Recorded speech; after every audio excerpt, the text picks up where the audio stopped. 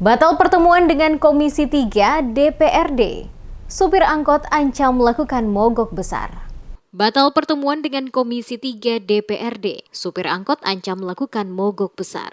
Supir angkutan umum atau angkot jurusan Ahuru, Karpan, dan Kopertis mengancam akan kembali melakukan aksi mogok di gedung DPRD Kota Ambon. Ancaman yang disampaikan para supir angkot ini karena saat akan menyampaikan aspirasi mereka ke Komisi 3 DPRD pada Jumat 28 Oktober 2022.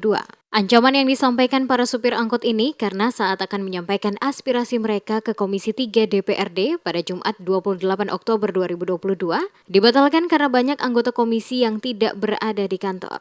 Saat keluar dari kantor DPRD Kota Ambon, beberapa perwakilan supir angkot dari 3 jurusan ini marah dan mengancam akan melakukan mogok operasi pada hari Senin mendatang. Rencana pertemuan dengan Dinas Perhubungan dan Komisi 3 untuk membahas ketidaksetujuan para supir angkot untuk melewati jalur Lin 5 yang telah diatur terkait perampingan trayek hanya dihadiri Kadis Pimpinan Komisi 3 dan beberapa anggota.